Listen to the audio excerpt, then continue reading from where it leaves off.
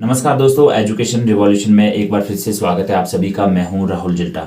Modern history में आज की इस वीडियो में हम बात करेंगे ब्रिटिश भारत के वायसराय के बारे में। पिछली वीडियो में हमने बात की थी गवर्नर और गवर्नर जनरल के बारे में। आपको याद होगा कि ईस्ट इंडिया कंपनी ने सबसे पहले बंगाल में गवर्नर का पद नियुक्त किया और रॉबर्ट क्लाइव को बंगाल का पहला गवर्नर बनाया था। इसके बाद 1773 का रेगुलेटिंग एक्ट आता है, जिसके तहत बंगाल के गवर्नर को बंगाल का गवर्नर जनरल बनाया गया था और वॉरेन हेस्टिंग को बंगाल का पहला गवर्नर जनरल बनाया गया था। इसके बाद 1833 का अधिनियम आता है, जिसके तहत बंगाल के गवर्नर जनरल को भारत का गवर्नर जनरल कहा जाने लगा और विलियम बेंटिक को भारत का पहला गवर्नर जनरल बनाया गया था। इसके बाद एक और एक्ट आता है 1858 का, जो ब्रिटिश संसद में पारित किया जाता है, जिसके तहत बंगाल के गवर्नर जनरल को अब वायसराय की संज्ञा दी जाती है। चलिए आज हम वायसराय के बारे में जानते हैं। इस वीडियो को शुरू करने से पहले आप सभी से रिक्वेस्ट है, अगर आपने चैनल को सब्सक्राइब नहीं किया है तो चैनल को जरूर सब्सक्राइब करें। वीडियो अगर अच्छी लगे तो वीडियो को लाइक करें, शेयर करें अपने दोस्तों के साथ। और इस वीडियो का पीडीएफ आप हमारे टेलीग्राम चैनल से डाउनलोड कर सकते हैं, जिसका लिंक आपको इस वीडियो के डिस्क्रिप्शन में मिल जाएगा। तो चलिए स्टार्ट करते हैं। ब्रिटिश भारत के वायसराय, तो यहाँ पर आप लिस्ट देख रहे हैं कौन कौन जो है ब्रिटिश भारत के वायसराय कहे जाते थे। इनके बारे में हम एक एक करके डिटेल में जानेंगे। इनके टाइम पीरियड में क्या क्या घटनाएं घटी उसको भी जानेंगे। तो चलिए सबसे पहले स्टार्ट करते हैं लॉर्ड कैनिंग से। लॉर्ड कैनिंग के अगर हम टाइम पीरियड की बात करें 1856 से 1862 तक था। इसको 1856 से 1858 तक गवर्नर जनरल के पद पर रखा गया और उसके बाद 1858 से 62 तक जो है ये वायसराय था। यहाँ पर आपने याद रखना इंपॉर्टेंट है, लॉर्ड कैनिंग को भारत का अंतिम गवर्नर जनरल और प्रथम वायसराय कहा जाता है, ये याद रखिएगा। इसके कार्यकाल में क्या क्या घटनाएं घटी चलिए जानते हैं। इसके कार्यकाल में सबसे इम्पोर्टेंट जो घटना थी वो थी 1857 की क्रांति। ठीक है, 1857 का विद्रोह इसके टाइम पीरियड में हुआ था और इसके बाद जो है 1857 के विद्रोह के बाद बहादुर शाह जो कि मुगल बादशाह था, उसको रंगून निर्वासित कर दिया जाता है और जहां पर उसकी बाद में मृत्यु हो जाती है। सैन्य सुधारों के अंतर्गत कैनिंग ने भारतीय सैनिकों की संख्या घटाते हुए तोपखाने के अधिकार को उनके हाथों से छीन लिया था। क्यों? क्योंकि 1857 की जब क्रांति हुई थी उससे प्रभावित होकर इसने क्या किया, जो भारतीय सैनिक होते थे सेना में उनको कम कर दिया और तोपखाने के अधिकार को उनके हाथों से छीन लिया। आर्थिक सुधारों के अंतर्गत कैनिंग ने ब्रिटिश अर्थशास्त्री विल्सन को भारत बुलाया और 500 से अधिक आय पर इसने टैक्स लगा दिया। ठीक है, जिसकी भी 500 से ज़्यादा आय होती थी उस पर जो है इसने टैक्स लगा दिया। इसी के कार्यकाल में आईपीसी, सीपीसी और सीआरपीसी जैसी दंड विधियों को पारित किया गया था। आईपीसी यानी Indian penal code, CPC civil penal code और सीआरपीसी यानी क्रिमिनल पेनल कोड, ऐसी जो दंड विधियाँ थी, ठीक है, उनको पारित किया गया। कैनिंग के समय में ही लंदन विश्वविद्यालय की तर्ज पर 1857 में कलकत्ता, मद्रास और बंबई विश्वविद्यालय की स्थापना की गई। इसी के कार्यकाल में भारतीय इतिहास का प्रसिद्ध नील विद्रोह हुआ। नील विद्रोह के बारे में आपको बता दूं कि अंग्रेज जो है किसानों को जबरन नील की खेती के लिए विवश करते थे, तो किसानों ने खेती करने से इनकार कर दिया, जिस कारण उन्होंने विद्रोह कर दिया, जिसे नील विद्रोह के नाम से जाना जाता है। 1861 का भारतीय परिषद अधिनियम यानी इंडियन काउंसिल एक्ट जो आया था 1861 में, जिसमें जो आपके गवर्नर जनरल की काउंसिल थी उसमें 4 सदस्य होते थे, उनकी संख्या को बढ़ाकर 5 कर दिया। इसी के समय में विधवा पुनर्विवाह अधिनियम 1856 जो है वो लागू हुआ और जितनी भी आपकी जो विधवाएं होती थी उनको दोबारा से शादी करने का अधिकार प्राप्त हो गया। 1858 में इसने मुगल सम्राट का जो पद था उसको हटा दिया और इसके बाद कोई भी मुगल सम्राट नहीं होता था, क्योंकि जो आपका बहादुर शाह जफर था वो लास्ट मुगल सम्राट था जिसको रंगून निर्वासित कर दिया गया था और वहां पर उसकी मृत्यु हो गई थी। इसके बाद मुगल सम्राट का पद इसने खत्म कर दिया था, यानी मुगलों का जो राज था उसको हटा दिया। नेक्स्ट जो हमारे पास वायसराय हैं वो है लॉर्ड एल्गिन। अगर इनके हम टाइम पीरियड की बात करें तो 1862 से 63 के बीच। इनके बारे में आपको याद रखना है कि ये जो है पहले कर्नाटक और जमैका का गवर्नर था। ठीक है, इसके कार्यकाल में क्या क्या घटनाएं हुई, इसके कार्यकाल में सबसे महत्वपूर्ण जो घटना थी वो थी बहावी आंदोलन। बहावी आंदोलन का जो है इसने सफलतापूर्वक दमन किया था। आपको बता दूं, जो बहावी आंदोलन है ये मुस्लिम सुधार आंदोलन था। इसमें जो है कई मुस्लिम गुट बने हुए थे और अंग्रेज़ों के द्वारा जो इस्लाम धर्म में कुछ परिवर्तन किए जा रहे थे तो ये उसका विरोध कर रहे थे, जिस कारण जो है इन्होंने जो है विद्रोह कर दिया था मुसलमानों ने, जिसको बहावी आंदोलन के नाम से जाना जाता है। और इसका जो मेन सेंटर था वो था आपका पटना में। लॉर्ड एल्गिन की अगर हम बात करें तो इनकी मृत्यु 1863 में धर्मशाला में हुई, जो कि हिमाचल प्रदेश में वर्तमान में पड़ता है। जब इनकी मृत्यु हुई थी 1863 में, तो धर्मशाला जो है उस समय पंजाब में पड़ता था।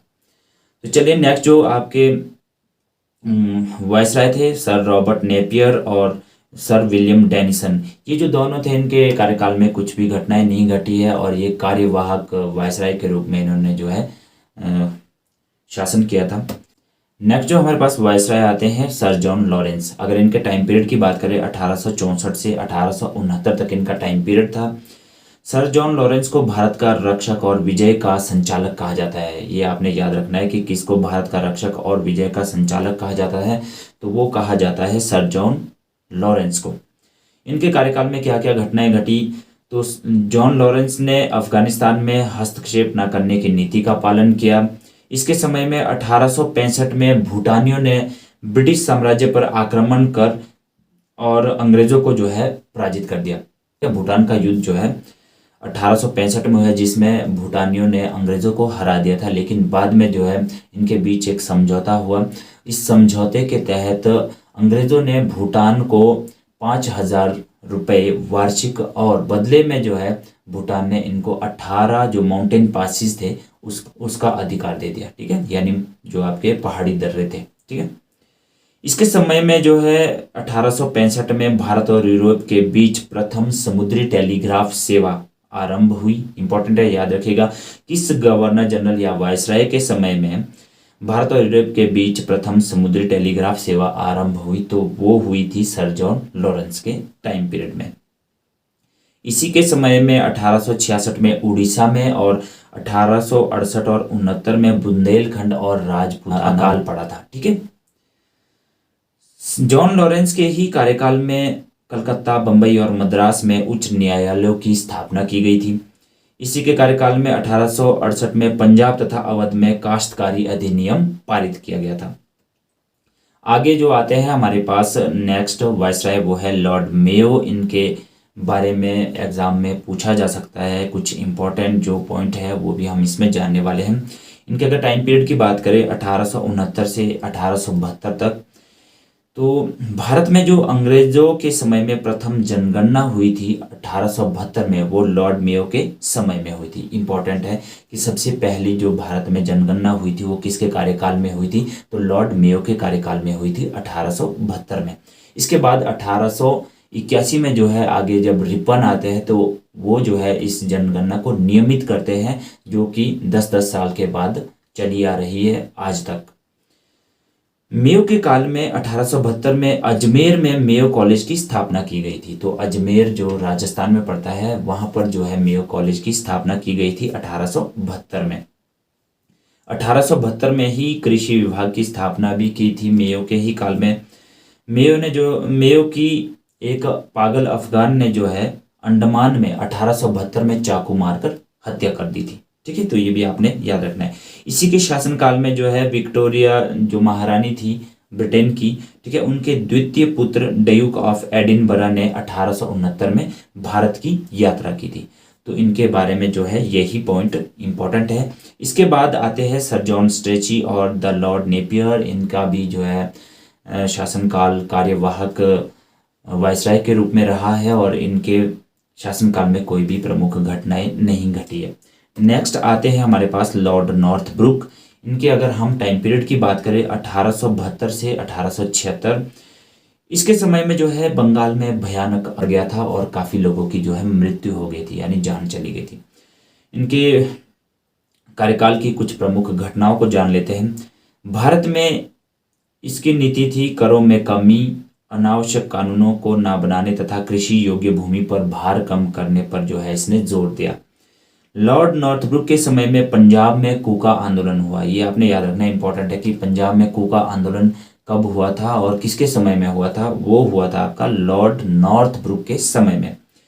नॉर्थब्रुक ने भ्रष्टाचार और कुशासन का आरोप लगाकर 1875 में बड़ौदा का जो शासक था गायकवाड़, उसको जो है पद से हटा दिया था। ठीक है, उसके ऊपर जो है भ्रष्टाचार और कुशासन का आरोप लगाया था। नॉर्थब्रुक के कार्यकाल में प्रिंस ऑफ वेल्स एडवर्ड तृतीय की भारत यात्रा 1875 में संपन्न हुई। तो इन्हीं के शासनकाल में प्रिंस ऑफ वेल्स एडवर्ड तृतीय भारत की यात्रा में आए थे 1875 में। नेक्स्ट आते हैं हमारे पास लॉर्ड लिटन। ये भी इम्पोर्टेंट है। इनके अगर हम टाइम पीरियड की बात करें तो 1876 से 80 के बीच में जो है ये वायसराय रहे। इनका अगर पूरे नाम की बात करें तो रॉबर्ट बुलवेर लिटन एडवर्ड था। ये जो है एक महान लेखक और प्रतिभावान वक्ता था। साहित्य जगत में इसको ओवन मेरेडिथ के नाम से जाना जाता था, यानी ये इसका सरनेम भी था। तो आपने याद रखना है, ये अक्सर पूछा जाता है एग्जाम में कि किस वायसराय को जो है ओवन मेरेडिथ के नाम से जाना जाता है, तो वो है लॉर्ड लिटन। इनके शासनकाल में क्या क्या प्रमुख घटनाएं घटी। इसके समय में बंबई, मद्रास, हैदराबाद, पंजाब और मध्य भारत में भयानक अकाल पड़ा। इसने रिचर्ड स्ट्रेची की अध्यक्षता में एक अकाल आयोग की स्थापना की। लॉर्ड लिटन के कार्यकाल में प्रथम दिल्ली दरबार का आयोजन 1 जनवरी 1877 को तथा राज उपाधि अधिनियम पारित करके जो ब्रिटेन की महारानी विक्टोरिया थी उनको केसर ए हिंद की उपाधि से सम्मानित किया गया था। तो ये भी आपने याद रखना कि महारानी विक्टोरिया को जो है किसके शासनकाल में केसर ए हिंद की उपाधि से सम्मानित किया गया था, तो वो थे लॉर्ड लिटन। लिटन ने अलीगढ़ में एक मुस्लिम एंग्लो प्राच्य महाविद्यालय की स्थापना की थी। ये भी आपने याद रखना है। इसके कार्यकाल में 1878 में वर्नाक्युलर प्रेस एक्ट पारित किया गया था। इसमें क्या था कि जितने भी आपके भारतीय भाषा के अखबार थे, ठीक है, समाचार पत्र थे, उनको जो है प्रतिबंधित किया गया था। ठीक है, यानी उनके ऊपर जो है विद्रोहात्मक सामग्री के प्रकाशन में जो है उनको बंद कर दिया था। तो कई जो आपके प्रेस थे, ठीक है, उनको जो है रातों रात सील कर दिया गया था। इसके समय में भारतीय शस्त्र एक्ट, जिसको आर्म्स एक्ट भी बोलते हैं, जो कि 1878 में पारित किया गया। इसमें क्या था कि भारतीयों को जो है शस्त्र रखने और बेचने से रोका गया था। अगर रखना है तो उसके लिए आपके पास लाइसेंस होना चाहिए। ठीक है, इसने सिविल सेवा परीक्षा में प्रवेश की अधिकतम आयु सीमा 21 से घटाकर 19 वर्ष कर दी। इसके समय में रूसी प्रभाव अफगानिस्तान में बढ़ रहा था, तो इसने रूसियों को निकालने के लिए अफगानों को राजी करने का प्रयास किया, लेकिन ये असफल रहा। तो 1878 से 80 के बीच में जो है द्वितीय अफगान युद्ध आरंभ हो गया। तो ये आपने याद रखना है, द्वितीय अफगान युद्ध जो है किसके समय में हुआ, वो हुआ था लॉर्ड लिटन के समय में। लॉर्ड रिपन की आगे बात करते हैं। इनके अगर हम टाइम पीरियड की बात करें तो 1880 से 84, ये काफ़ी इम्पोर्टेंट है। और आपको मैं बता दूं कि लॉर्ड रिपन जो है अभी तक की जितने भी गवर्नर जनरल रहे उनमें से सबसे लोकप्रिय जो गवर्नर जनरल या वायसराय थे वो थे लॉर्ड रिपन। इन्होंने क्या क्या काम किए थे, चलिए जानते हैं। रिपन ने समाचार पत्रों की स्वतंत्रता को बहाल करते हुए 1882 में वर्नाक्युलर प्रेस एक्ट को रद्द कर दिया था। ठीक है, जो वर्नाक्युलर प्रेस एक्ट लिटन ने लगाया था उसको इसने रद्द कर दिया। ये एक अच्छा काम किया। रिपन ने सिविल सेवा में जो प्रवेश की अधिकतम आयु 19 से बढ़ाकर 21 वर्ष कर दी। ठीक है, लिटन ने घटा दी थी और रिपन ने फिर से बढ़ा दी, तो ये भी एक अच्छा काम किया। रिपन के काल में भारत में 1881 ईस्वी में सर्वप्रथम नियमित जनगणना करवाई गई। ये मैंने आपको बताया कि 1881 के बाद जो है रिपन के ही बाद जो है ये जनगणना जो है 10-10 साल के बाद होती रही है, जो कि अभी तक हो रही है। ठीक है, 1881 में प्रथम कारखाना अधिनियम इसके द्वारा लाया गया और इसी के समय में 1882 में शिक्षा के क्षेत्र में सर विलियम हंटर की अध्यक्षता में हंटर कमीशन या आयोग का गठन किया गया। तो इसमें क्या था कि भी प्राइमरी और माध्यमिक विद्यालय है, ठीक है, उसके ऊपर ज़्यादा जो है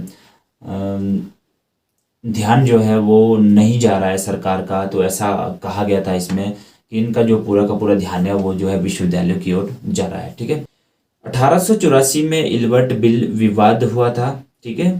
तो ये भी इसी के समय में पारित किया गया था।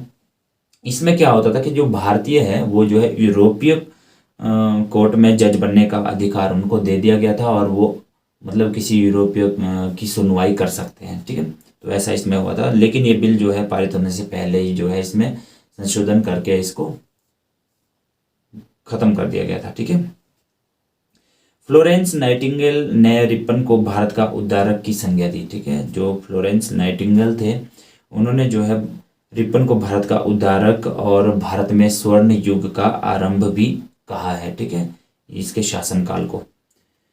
नेक्स्ट आते हैं हमारे पास लॉर्ड डफरिन। लॉर्ड डफरिन की अगर हम टाइम पीरियड की बात करें तो ये 1884 से 88 तक ये वायसराय रहे। इनके काल में क्या क्या घटनाएं घटी, तो इनके काल में सबसे महत्वपूर्ण घटना थी तृतीय आंग्ल वर्मा युद्ध, जो कि 1885 से 1888 के बीच में हुआ। और बर्मा जो है उसको भारत में मिला दिया गया, यानी जो उत्तरी बर्मा था उसको ब्रिटिश भारत में मिला दिया गया जब तृतीय आंग्ल वर्मा युद्ध हुआ। इसी समय बंगाल टेनेसी एक्ट पारित हुआ, जिसके अंतर्गत अब जमींदार अपनी इच्छा अनुसार किसानों की भूमि नहीं छीन सकते थे, ठीक है। तो ये भी एक अच्छा काम हुआ। डफरिन के काल में 28 दिसंबर 1885 ईस्वी को बंबई में A.O. ह्यूम के नेतृत्व में भारतीय राष्ट्रीय कांग्रेस की स्थापना हुई। इंपॉर्टेंट है, भारतीय राष्ट्रीय कांग्रेस की स्थापना कब हुई? 1885 में 28 दिसंबर को। और किसके काल में हुई थी? लॉर्ड डफरिन के। तो इसका जो नेतृत्व किया था किसने किया था? A.O. ह्यूम ने, ठीक है। इसके साथ जो है और भी थे, जैसे आपके दादा भाई नौरोजी होगी, दिनशा वाचा, ठीक है, वो भी थे। नेक्स्ट आते हैं लॉर्ड लैंसडाउन। इनके अगर टाइम पीरियड की बात करें तो 1888 से 1894 भारत और अफगानिस्तान के बीच सीमा रेखा, जिसे डुरंड रेखा के नाम से जाना जाता है, उसका निर्धारण 1893 में लैंसडाउन के समय में हुआ। ये आपने याद रखना है। जो ये आपकी डुरंड रेखा है, अगर इसको हम वर्तमान में देखें तो ये पाकिस्तान और अफगानिस्तान के बीच में है, लेकिन उस समय क्या था? ये भारत और अफगानिस्तान के बीच में थी। तो ये जो रेखा है इसका निर्धारण ब्रिटिश अधिकारी सर मॉर्टिमर डुरंड और अफगान अमीर अब्दुल रहीम खान के बीच हुआ, ठीक है। जो आपके ब्रिटिश अधिकारी हैं मॉर्टिमर डुरंड, इनके नाम पर जो है इस रेखा का निर्धारण किया गया। 1891 में दूसरा कारखाना अधिनियम लाया गया, जिसमें महिलाओं को 11 घंटे प्रतिदिन से अधिक काम करने पर प्रतिबंध लगा दिया गया था, ठीक है। जो ये दूसरा कारखाना अधिनियम आया था, इसमें जो महिलाएं थी वो जो है 11 घंटे तक जो ही काम कर सकती है, और जो आपके बच्चे थे, ठीक है, मान लो 7 साल से कम वाले जो उम्र के बच्चे हैं वो कारखाने में काम नहीं कर सकते, उन पर प्रतिबंध लगा दिया गया था। और 7 से 12 साल के जो बच्चे थे उनके लिए टाइम फिक्स कर दिया था कि वो जो है 7 घंटे काम कर सकते हैं। लॉर्ड लैंसडाउन के समय में 1891 में एज ऑफ कंसेंट बिल भी पारित हुआ था। इसमें क्या था कि इसमें एक व्यक्ति के यौन कृत्यों के लिए सहमति की उम्र जो है वो बढ़ा दी गई थी, जिसमें लड़कियों की यौन सहमति की उम्र 10 वर्ष से बढ़ाकर 12 वर्ष कर दी गई थी। इससे कम उम्र में यौन संबंध बनाने पर इसे बलात्कार माना गया, और वो चाहे विवाहित हो, ठीक है, और या ना हो, तो ये जो है आपका बलात्कार माना जाता था। नेक्स्ट जो है हमारे पास लॉर्ड एल्गिन द्वितीय। अगर इनके कार्यकाल की बात करें 1894 से 1899, इनके टाइम पीरियड में क्या क्या घटनाएं हुई, चलिए जानते हैं। लॉर्ड एल्गिन द्वितीय के समय में ही भारत में देशव्यापी अकाल पड़ गया, जिसमें करीब 45 लाख लोगों की मौत हो गई। बंबई में 1896 में भयंकर प्लेग की बीमारी फैली और काफ़ी जो है जनहानि हुई। लॉर्ड एल्गिन द्वितीय के कार्यकाल में भारत में क्रांतिकारियों की शुरुआत हुई, और पूना के जो चापेकर बंधु थे, जिनके नाम थे दामोदर हरि चापेकर, बालकृष्ण हरि चापेकर और वसुदेव हरि चापेकर, इन्होंने जो है British plague commissioner W.C. Rent और एक आयर्स था, ठीक है, उनको गोली मार दी, जिसको जो है भारत की प्रथम राजनीतिक हत्या कहा जाता है। तो ये आपने याद रखना है। चापेकर बंधु ने जो आपके प्लेग कमिश्नर थे, ठीक है, British plague commissioner W.C. Red और आयर्स्ट, इनको जो है गोली मार दी थी। एल्गिन द्वितीय ने हिंदू कुश पर्वत के दक्षिण में चित्राल राज्य के विद्रोह को दबाया था, ये भी याद रखना है। एल्गिन ने भारत के विषय में कहा था, काफ़ी इम्पोर्टेंट है, कि भारत को तलवार के बल पर ही जीता गया है या विजित किया गया है और तलवार के बल पर ही इसकी रक्षा की जाएगी। ये जो कथन है ये किसका था? ये एल्गिन का कथन है। ठीक है, एल्गिन द्वितीय जो वायसराय थे। चलिए नेक्स्ट बात करते हैं लॉर्ड कर्जन की। अगर इनके टाइम पीरियड की बात करें तो 1899 से 1905, इनके टाइम पीरियड में क्या क्या घटनाएं घटी। तो लॉर्ड कर्जन के कार्यकाल में 1902 में सर एंड्रयू फ्रेजर की अध्यक्षता में एक पुलिस आयोग का गठन किया गया। इस आयोग की अनुशंसा पर 1903 में प्रांतीय पुलिस की स्थापना और केंद्रीय गुप्तचर विभाग यानी CID क्रिमिनल इन्वेस्टिगेशन डिपार्टमेंट की स्थापना की गई 1903 में। ये आपने याद रखना कि CID की स्थापना किसके कार्यकाल में हुई? वो हुई आपकी लॉर्ड कर्जन के शासनकाल में। शैक्षिक अगर हम सुधारों की बात करें तो इसने 1902 में सर टॉमस रेले की अध्यक्षता में विश्वविद्यालय आयोग का गठन किया, जिसकी अनुशंसाओं पर भारतीय विश्वविद्यालय अधिनियम 1904 पारित हुआ। और इसी के समय में 1904 में प्राचीन स्मारक संरक्षण अधिनियम भी पारित हुआ, जिसके द्वारा भारत में पहली बार ऐतिहासिक इमारतों की सुरक्षा और मरम्मत की ओर ध्यान देने के लिए भारतीय पुरातत्व विभाग की स्थापना हुई। तो इम्पोर्टेंट है, याद रखिएगा कि भारतीय पुरातत्व विभाग की स्थापना किसके समय में हुई? तो वो हुई थी लॉर्ड कर्जन के समय में। आगे इसके बारे में जानते हैं कि इसके शासनकाल में क्या क्या घटनाएं घटी। तो 1901 में जो है सर कॉलिन स्कॉट मानक्रीफ की अध्यक्षता में एक सिंचाई आयोग की स्थापना या गठन किया गया। कर्जन के समय में ही भारत में भयानक अकाल भी पड़ा, जिसमें करीब 60 से 90 लाख लोगों के मरने का अनुमान लगाया जाता है। और 1899 से 1890 ईस्वी में जो अकाल और सूखे की स्थिति के विश्लेषण के लिए सर एंटनी मैकडॉनल्ड की अध्यक्षता में एक आयोग का गठन किया गया, अकाल आयोग। ठीक है, लॉर्ड कर्जन के समय में सबसे इम्पोर्टेंट जो घटना थी वो थी 1905 में बंगाल का विभाजन। तो इसमें क्या हुआ था कि जो आपका बंगाल था उसको दो भागों में बांट दिया गया था, पूर्वी बंगाल और पश्चिमी बंगाल। पूर्वी बंगाल में आपके बंगाल का कुछ पूर्वी हिस्सा असम और ढाका वो रखे गए थे, और पश्चिमी में आपके पश्चिमी बंगाल का कुछ हिस्सा आपके बिहार और उड़ीसा उसमें शामिल थे। 1905 में लॉर्ड कर्जन ने अपने पद से इस्तीफा भी दे दिया था। ठीक है, तो ये आपने याद रखना है। नेक्स्ट आते हैं हमारे पास लॉर्ड मिंटो द्वितीय। अगर इनके टाइम पीरियड की बात करें 1905 से 1910, इनके टाइम पीरियड में क्या क्या घटनाएं घटी। तो लॉर्ड मिंटो के कार्यकाल में जो है 1906 में मुस्लिम लीग की स्थापना हुई। ये आपने याद रखना है, मुस्लिम लीग की स्थापना किसके कार्यकाल में हुई? 1906 में लॉर्ड मिंटो द्वितीय के। इसके कार्यकाल में 1906 में कांग्रेस का सूरत का अधिवेशन हुआ, जिसमें कांग्रेस का विभाजन हो गया था, जिसका 1916 के लखनऊ अधिवेशन में पुनः एकीकरण हो गया। ठीक है, लॉर्ड मिंटो के समय में ही मार्ले मिंटो सुधार अधिनियम 1909 ये पारित हुआ, जिसमें सरकार में भारतीय प्रतिनिधित्व में मामूली बढ़ोतरी हुई और हिंदुओं और मुसलमानों के लिए अलग निर्वाचक मंडल जो है बनाया गया। तो ये याद रखना कि हिंदू और मुसलमानों के लिए अलग निर्वाचन मंडल कब बनाया गया था? 1909 में। ठीक है, किसके कार्यकाल में? लॉर्ड मिंटो द्वितीय के कार्यकाल में। ठीक है, जिसको मार्ले मिंटो सुधार अधिनियम बोला जाता है। इसके कार्यकाल में खुदीराम बोस को फांसी दे दी गई थी, जिसने प्रफुल्ल कुमार चाकी के साथ मिलकर कलकत्ता के मैजिस्ट्रेट किंग्सफोर्ड की बग्घी पर बम फेंका था। ठीक है, तब इसको जो है खुदीराम बोस को फांसी दे दी गई थी। मिंटो के ही कार्यकाल में 1908 में बाल गंगाधर तिलक को 6 वर्ष की सजा सुनाई गई थी, क्योंकि तिलक ने क्रांतिकारी प्रफुल्ल चाकी और खुदीराम बोस के बम हमले का समर्थन किया था और इन्हें बर्मा की जेल में भेज दिया गया था। तो ये भी याद रखना है। लॉर्ड मिंटो के समय में ही अंग्रेजों ने बांटो और राज करो की नीति औपचारिक रूप से अपना ली थी, यानी मुसलमान हिंदू को अलग करो, बांटो। ठीक है, तो इस तरह से जो है इसके कार्यकाल में ये शुरू हो गया था। लॉर्ड नेक्स्ट आते हैं हमारे पास लॉर्ड हार्डिंग द्वितीय। इनके अगर हम टाइम पीरियड की बात करें 1910 से 1916, तो लॉर्ड हार्डिंग के समय में 1911 में जॉर्ज पंचम जो है वो भारत आए थे। ठीक है, इनके आगमन पर जो है दिल्ली दरबार का आयोजन किया गया था और साथ ही बंगाल का जो विभाजन था वो भी रद्द किया गया था। ठीक है, जो कर्जन ने जो बंगाल विभाजन किया था वो रद्द हो गया था लॉर्ड हार्डिंग द्वितीय के शासनकाल में, और इनके काल में जो है 1911 में दिल्ली दरबार का आयोजन किया गया था जॉर्ज पंचम के आगमन पर। 1911 में ही बंगाल से अलग करके बिहार और उड़ीसा नाम के दो नए राज्यों का निर्माण हुआ। तो जो बिहार और उड़ीसा है ये आपके बंगाल से अलग किए गए 1911 में। हार्डिंग के कार्यकाल में ही भारत की राजधानी को कलकत्ता से दिल्ली स्थानांतरित किया गया 1911 में। 23 दिसंबर 1912 को दिल्ली में हार्डिंग पर बम फेंका गया और वह घायल हो गया। इस कांड में भाई बाल मुकुंद को जो है फांसी दे दी गई थी।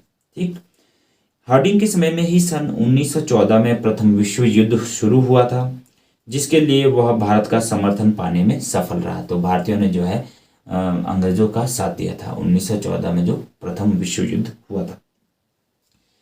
इसी के समय में 1913 में फिरोज शाह मेहता ने बॉम्बे क्रॉनिकल और गणेश शंकर विद्यार्थी ने प्रताप का प्रकाशन किया।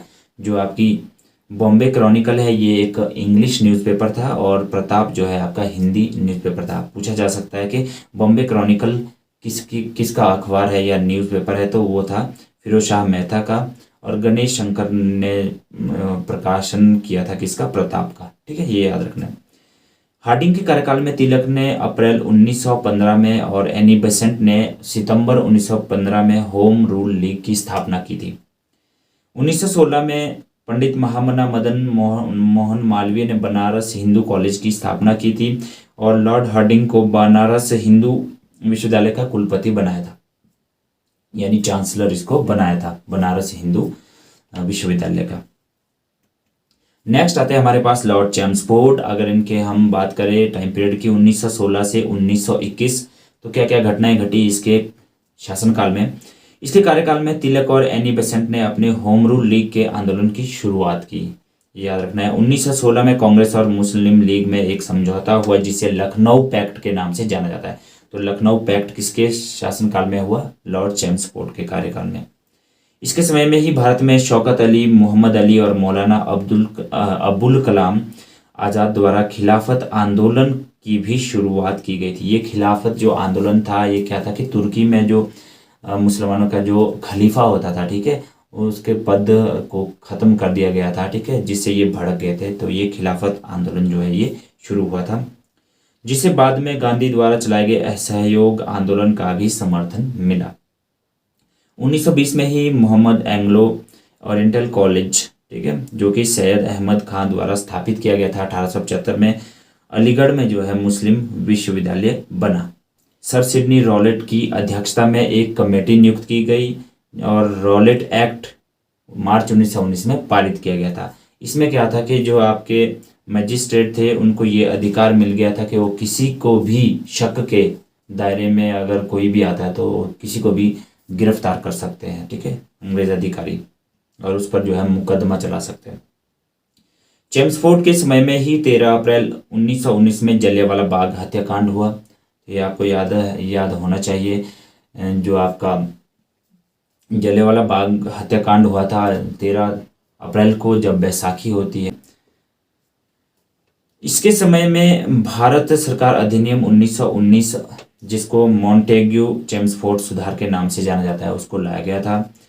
1916 में पूना में महिला विश्वविद्यालय की स्थापना और 1917 में शिक्षा पर सैडलर आयोग की नियुक्ति जो है वो भी इसी के समय में हुई थी। नेक्स्ट जो हमारे पास आते हैं viceroy Lord reading. Lord reading की अगर हम बात करें तो 1921 से 1926 तक इनका शासनकाल रहा। इनके समय में गांधी जी का भारतीय राजनीति में पूर्ण रूप से प्रवेश हो गया था और इनके कार्यकाल में जो है 1919 का रॉलेट एक्ट जो है वो वापस ले लिया गया था। रीडिंग के समय में केरल में 1921 में मोपला विद्रोह हुआ, जो खिलाफत आंदोलन का ही एक रूप था, जिसके नेता वर्य कुंज अहमद हाजी, सिथी कोया थंगल और अली मुसलियर थे। तो ये आपने याद रखना है, उतना इम्पोर्टेंट नहीं है। लॉर्ड रीडिंग के समय में 1931 में प्रिंस ऑफ वेल्स का भारत आगमन हुआ। ये इंपॉर्टेंट है, ये आप याद रखिएगा कि प्रिंस ऑफ वेल्स जो है कब आए थे भारत, तो वो आए थे 1921 में। किसके समय में, लॉर्ड रीडिंग के समय में। लॉर्ड इरविन के कार्यकाल में ही 5 फरवरी 1922 को चौरा चौरी की घटना हुई, जिसकी वजह से गांधी जी ने अपना असहयोग आंदोलन वापस ले लिया। तो चौरा चौरी की जो घटना हुई है, आप सभी को पता होगा कि उत्तर प्रदेश के गोरखपुर जिले में जो है कुछ स्थानीय लोगों ने पुलिस चौकी को जला दिया था, जिसमें काफ़ी जो है पुलिस के जवान मारे गए थे, अंग्रेज अधिकारी। ठीक है, तो इस घटना के बाद जो है गांधी जी ने अपना असहयोग आंदोलन वापस ले लिया था। लॉर्ड इरविन के कार्यकाल में M.N. रॉय द्वारा दिसंबर 1925 में भारतीय कम्युनिस्ट पार्टी का भी गठन किया गया था, यानी CPI। ठीक है, कम्युनिस्ट पार्टी ऑफ इंडिया, इसका गठन किया गया था M.N. रॉय के द्वारा। 1922 में चित्तरंजन दास, नरसिंह चिंतामन केलकर और मोतीलाल नेहरू ने मिलकर स्वराज पार्टी का गठन किया, ये भी याद रखना है। और इसी के कार्यकाल में दिल्ली और नागपुर विश्वविद्यालय की भी स्थापना हुई। नेक्स्ट जो हमारे पास वायसराय या गवर्नर जनरल है वो है लॉर्ड इरविन। इनके कार्यकाल की बात करें 1926 से 1931 क्या क्या घटनाएं इनके कार्यकाल में हुई। इसके कार्यकाल के दौरान जो है गांधी जी ने 12 मार्च 1930 में सविनय अवज्ञा आंदोलन की शुरुआत की। ठीक है, जो आपका सिविल डिसओबीडिएंट मूवमेंट है, ठीक है, उसकी शुरुआत की गई। इरविन के कार्यकाल में 1919 में गवर्नमेंट ऑफ इंडिया एक्ट की समीक्षा के लिए 1928 में साइमन कमीशन नियुक्त किया गया था। तो आपको पता होगा जो साइमन कमीशन था, इसका अध्यक्ष था सर जॉन साइमन और इसके साथ था एक सदस्य क्लीमेंट एटली, जो बाद में इंग्लैंड का जो है प्रधानमंत्री भी बन जाता है। और इनके कार्यकाल में जो है 1947 में भारत और पाकिस्तान को स्वतंत्रता मिलती है। जो आपके क्लीमेंट एटली है, ठीक है, जो बाद में प्रधानमंत्री बनते हैं, इनके समय काल में 1947 में भारत और पाकिस्तान जो है अलग हो जाते हैं। ठीक है, जब ये इंग्लैंड के प्रधानमंत्री होते हैं।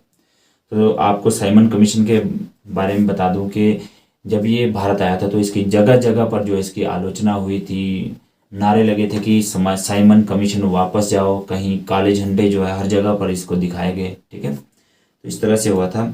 और इसी के समय में जो है लाहौर में जब अंग्रेज़ों ने लाठीचार्ज किया था तो लाला लाजपत राय के सिर पर जो है लाठी के प्रहार से जो है उनकी मौत हो गई थी।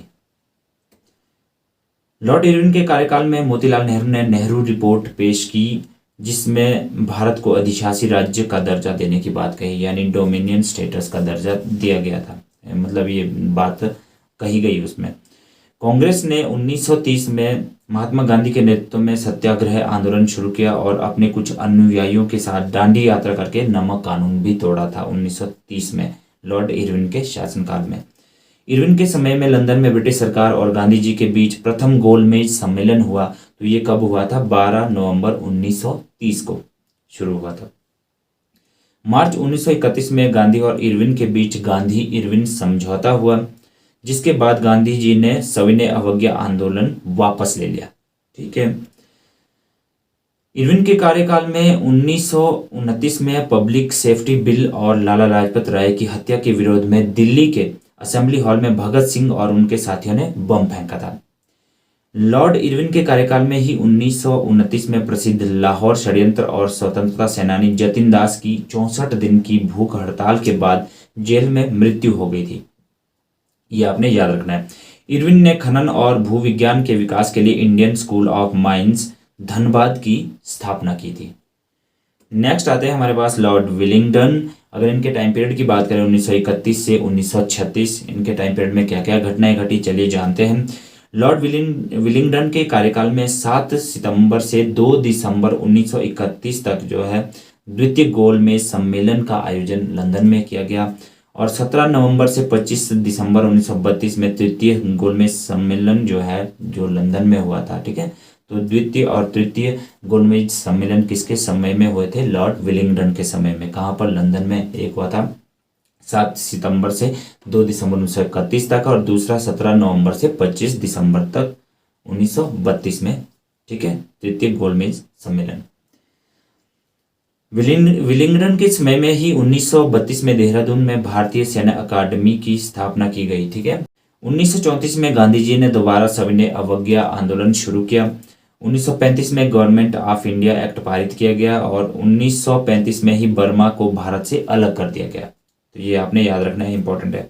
इसी के समय में ही भारतीय किसान सभा की भी स्थापना की गई और महात्मा गांधी और अंबेडकर के बीच में जो है 24 सितंबर 1932 को पूना समझौता हुआ। ये आपने याद रखना है कि पूना समझौता किसके समय में हुआ, वो हुआ था लॉर्ड विलिंगटन के समय में। और किस किस के बीच में हुआ था, महात्मा गांधी और अंबेडकर के बीच में। नेक्स्ट जो हमारे पास आते हैं लॉर्ड लिनलिथ।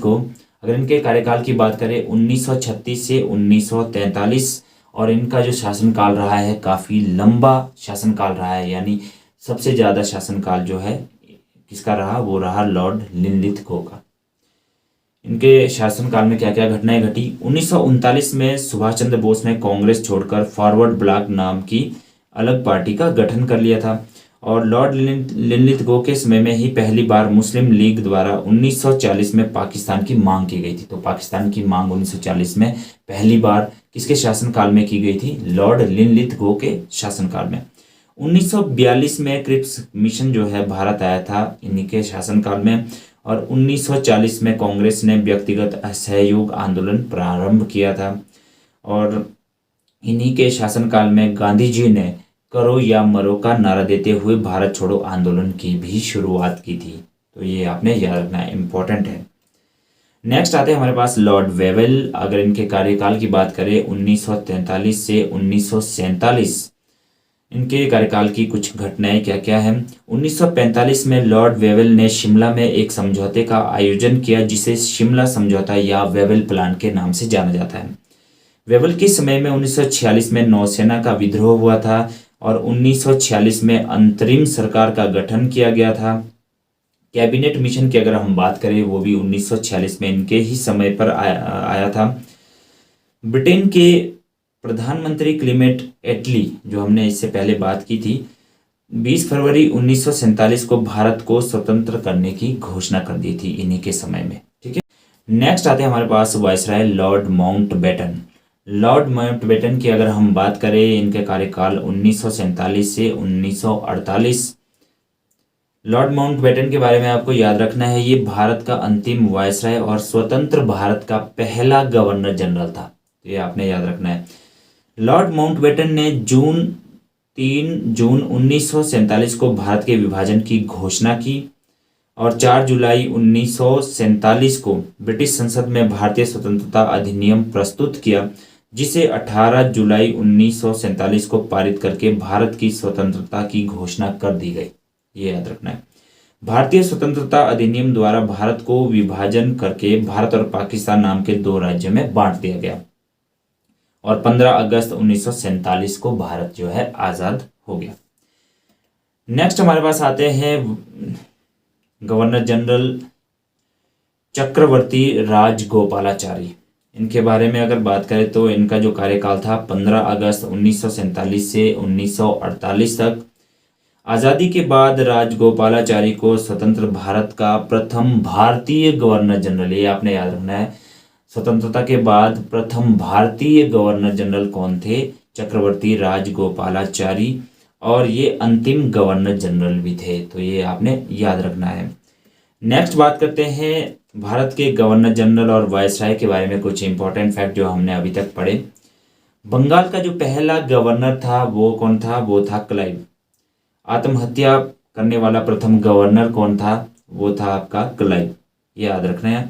महाभियोग का सामना करने वाला प्रथम गवर्नर जनरल कौन था, वो था वॉरेन हेस्टिंग्स। और ये महाभियोग इसके ऊपर किसने लगाया था, तो ब्रिटेन संसद का एक सदस्य था जिसका नाम था बर्क।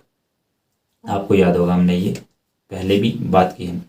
बंगाल का प्रथम गवर्नर जनरल कौन था, ये भी वॉरेन हेस्टिंग था।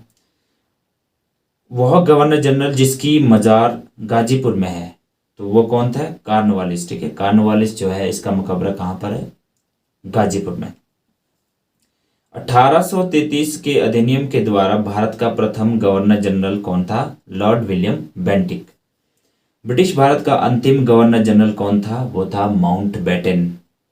भारत का अंतिम गवर्नर जनरल कौन था, वो था आपका राजगोपालाचारी। भारत का प्रथम वायसराय कौन था, तो वो था लॉर्ड कैनिंग। और भारत का सबसे लोकप्रिय गवर्नर जनरल कौन था, वो था लॉर्ड रिपन। तो दोस्तों ये थी आज की वीडियो। अगर आपको वीडियो अच्छी लगी तो वीडियो को लाइक करें, शेयर करें और कमेंट करना ना भूलें। जल्दी मिलेंगे नेक्स्ट वीडियो के साथ, तब तक के लिए नमस्कार।